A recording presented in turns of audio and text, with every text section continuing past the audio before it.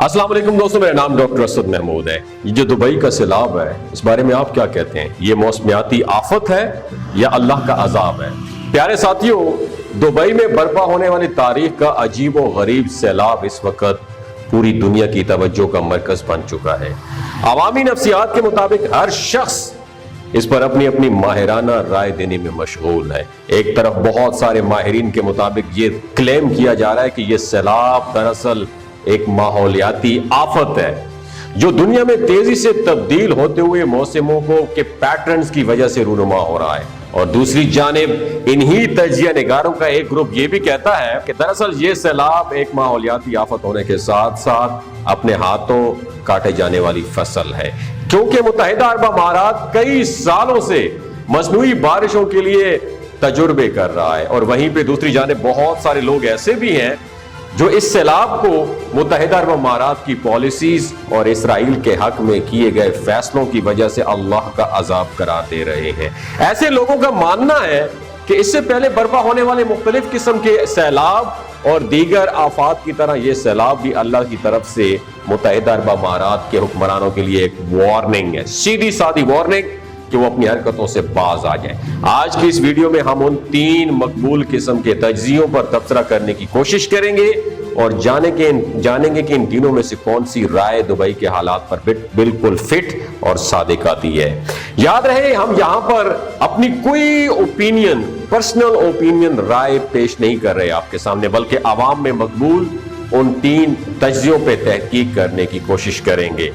तो दोस्तों, अगर बात की जाए पहली राय की जो आवाम में तेजी से मकबूल हो रही है कि ये माहौलियाती आलूदगी के साथ साथ तेजी से बदलते हुए मौसमों का शाखसाना है, जो दुबई में इस तरह का गैर मुतवक्के सैलाब जाहिर हुआ, तो ये राय जो है, जो आवाम की मकबूल राय है, कई हद तक, किसी हद तक सच साबित जरूर हो सकती है, अलबत्ता ये मुकम्मल तौर पर दुरुस्त नहीं है। अगर हम दुनिया के दीगर हिस्सों में बर्पा होने वाली माहौलियाती तगय्युर का मवाजना दुबई के हालात से करें तो हमें मालूम होगा कि दुनिया भर में मौसम जो है वो एक्सट्रीम लेवल तक जा रहा है, सख्त हो रहा है। गर्मी का मौसम बढ़ रहा है और सर्दी का मौसम सुकड़ रहा है। इसके साथ साथ दोनों मौसम के अकसाम के मौसम जो है अपनी एक्सट्रीम लेवल पर जा रहे हैं। सर्दियों के मौसम का दौरानिया भले ही कम हो गया हो, लेकिन इसकी शिद्दत पहले से ज्यादा बढ़ती जा रही है। इस तरह गर्मी की शिद्दत में भी गर्मी के मौसम में तारीखी रिकॉर्ड्स के मुताबिक बहुत ज्यादा बढ़ चुकी है। इसलिए ये बात कहना कि दुबई में इस तरह का सैलाब आना माहौलियाती आलूगी के साथ साथ मौसमियाती तब्दीली के शाखसाना है, तो ये बात पूरी तरह दुरुस्त नहीं है। इसकी वजह ये है कि दुबई पूरा साल ही बाकी पूरी दुनिया की निस्बत गर्म रहता है और तारीख में कभी भी यहाँ पर इस कदर बारिशें रूनुमा नहीं हुई जितना इन बारिशों का जोर पिछले 2-3 सालों में देखने में आ रहा है। नाज़रीन, इस बार तो हद हो गई है। इन बारिशों ने दुबई की बारिशों का 75 साल रिकॉर्ड तोड़ के रख दिया और पिछले 2 साल के अरसे में पूरे मुत्तहिदा अरब अमारात में बरसने वाली बारिशों की मिकदार से ज्यादा बारिशें पिछले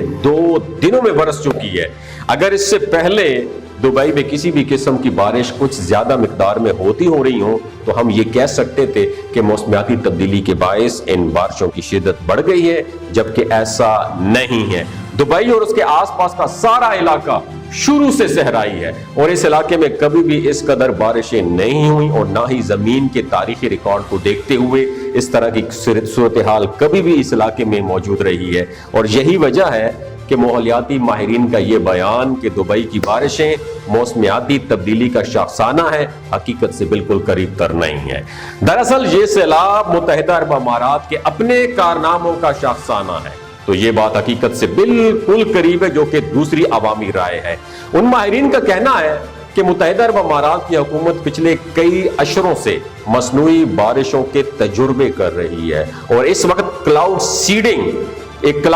की एक टेक्नोलॉजी है। इस टेक्नोलॉजी में बाकी पूरी दुनिया से बहुत ज्यादा आगे है अरब अमारात की हुकूमत। ये बात हम भी जानते हैं कि क्योंकि इससे पहले एक बार पाकिस्तान में मसनूई बारिश के सिलसिले में मुत्तहिदा अरब अमारात के फनी मुआवनत भी पाकिस्तान हासिल कर चुका है, जिसके जरिए लाहौर में मसनूई बारिश के बरसाने का तजुर्बा भी किया गया। और यही वजह है कि माहिरीन इस बात पर इतना एम्फसाइज कर रहे हैं, उन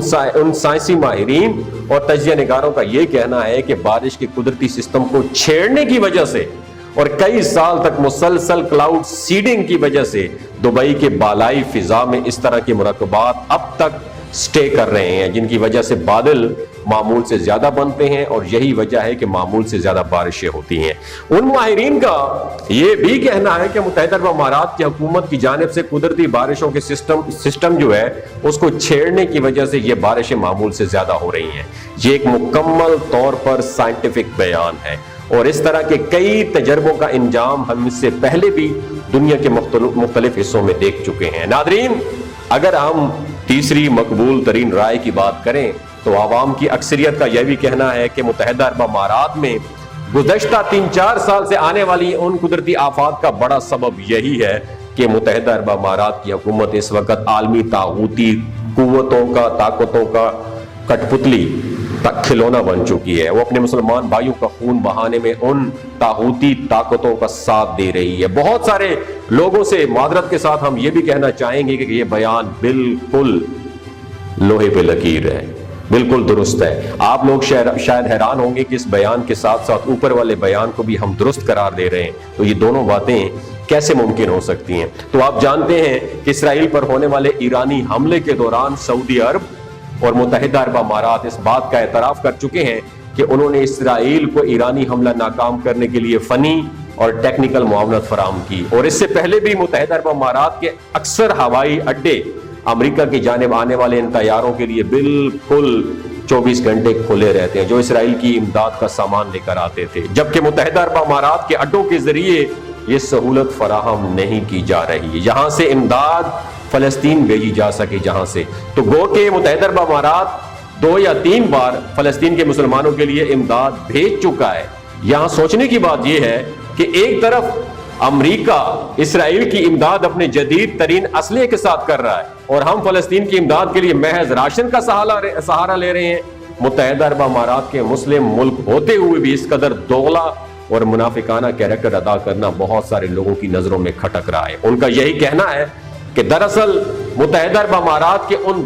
مسلم دشمن اقدامات کی وجہ سے ہی اللہ تعالیٰ کی جانب سے اس پر اس طرح کے عذاب نازل کیے جا رہے ہیں۔ اگر ہم اس موضوع پر ڈسکس کریں کہ اوپر والی رائے جو میں نے آپ کے ساتھ ڈسکس کی ہے اور یہ عذاب والی رائے کس طریقے سے ایک دوسرے کے ساتھ اٹیچ ہے، تو اس کے لیے ہمیں اللہ کے بنائے ہوئے نظام سسٹم کو سمجھنا پڑے گا جس کے تحت یہ دنیا ڈیزائن کی گئی ہے۔ ناظرین، اللہ تعالیٰ قرآن پاک میں ایک جگہ ارشاد فرماتا ہے جس کا مفہوم یہ ہے کہ اس دنیا میں انسان کے لیے کچھ بھی نہیں ہے سوائے اس کے جس کے لیے وہ کوشش اور محنت کرے تو اسے عطا کر دیا جاتا ہے۔